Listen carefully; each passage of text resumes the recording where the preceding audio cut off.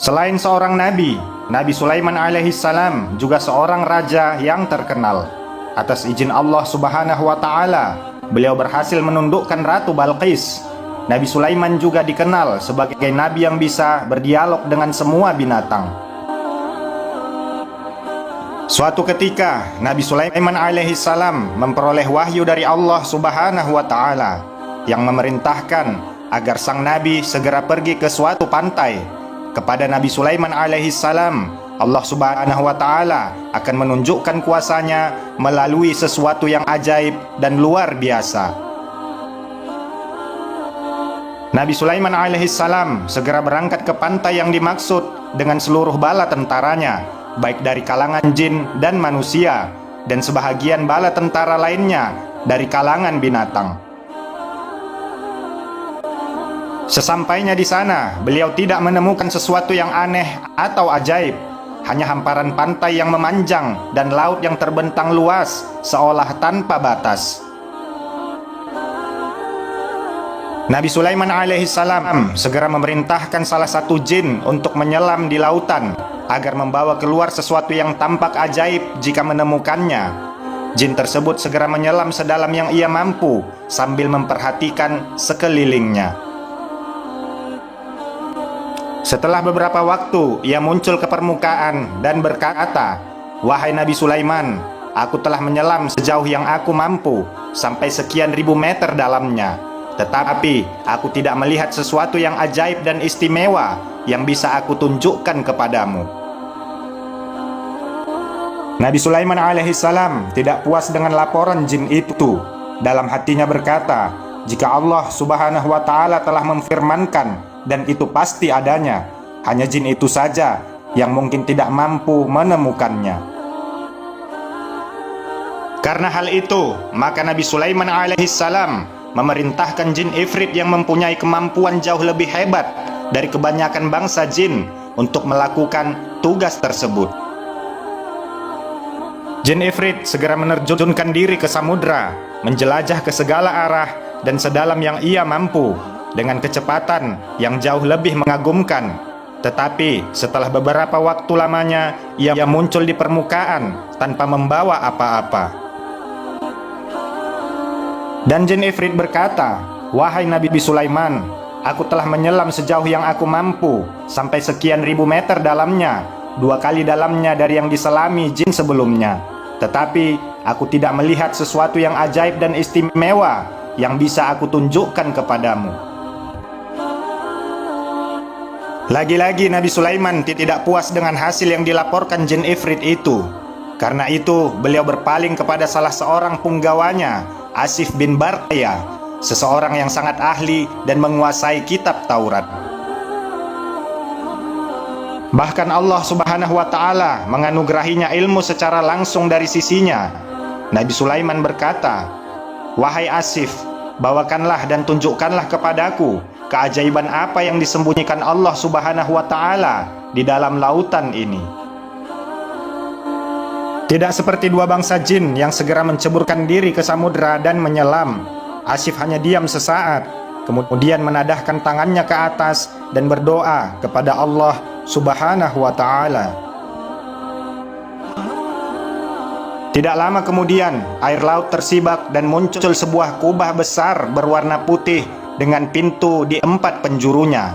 Pintu pertama terbuat dari intan permata, pintu kedua dari yakut, pintu ketiga dari mutiara, dan pintu keempat dari zabarjud yang berwarna hijau. Asif berkata, "Wahai Nabiullah, inilah keajaiban yang ingin ditunjukkan Allah Subhanahu wa taala kepada engkau.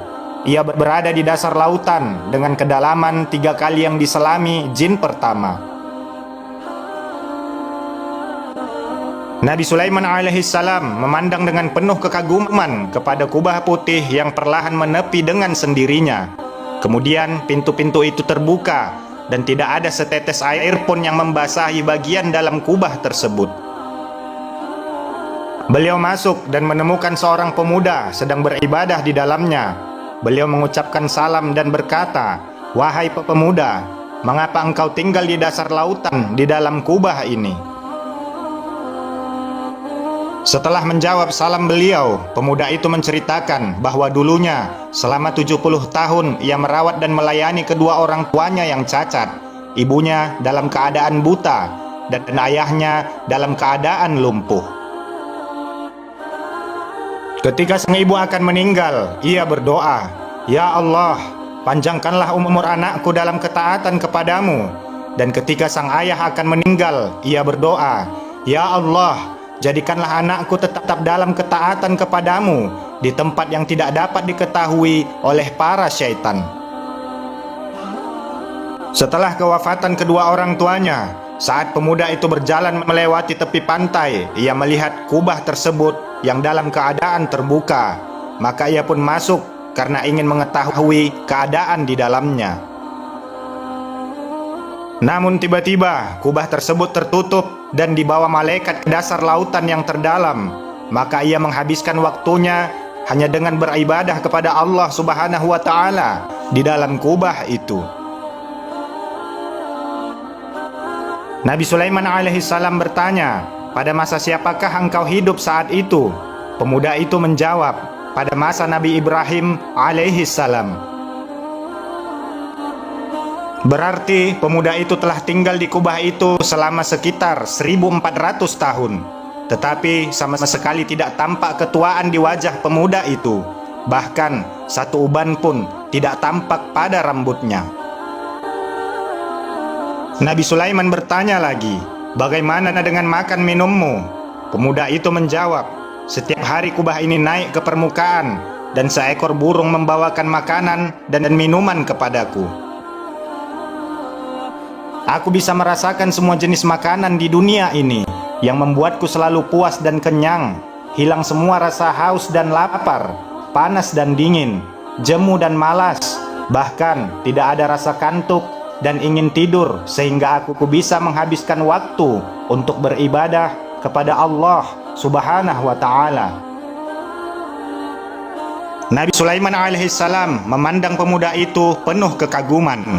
Walaupun segala mukjizat dan kelebihan yang diberikan Allah Subhanahu wa Ta'ala kepadanya sangat mengagumkan, tetapi bagi Nabi Sulaiman alaihissalam, apa yang dialami pemuda itu juga sangat mengagumkan. Ditambah lagi, pemuda itu bukanlah seorang nabi dan rasul, dikarenakan berbakti kepada kedua orang tuanya lah yang membuatnya memperoleh kemuliaan itu karena doa kedua orang tuanya. Nabi Sulaiman alaihissalam berkata, "Maukah engkau tinggal bersama kami?"